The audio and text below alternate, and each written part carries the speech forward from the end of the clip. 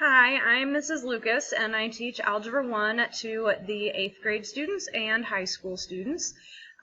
So if your students have me, they're coming to me in the high school every day. Just a few expectations I have for them, especially this year, is that all technology is charged and with them and ready to use. Something different I'm doing this year is what's called a flipped classroom.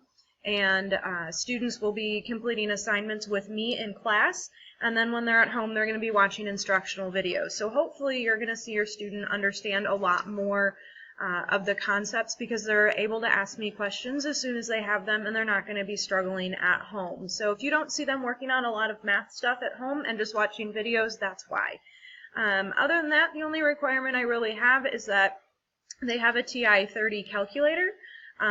It's just easier rather than flipping back and forth on their Google Chromebook, back and forth between the assignment and then that calculator. So other than that, if you have any questions or concerns, please let me know. If you want to talk further, I'd be more than happy to do that. But I just wanted to say hi and hope everybody's doing well, and I'm looking forward to a great year with your student.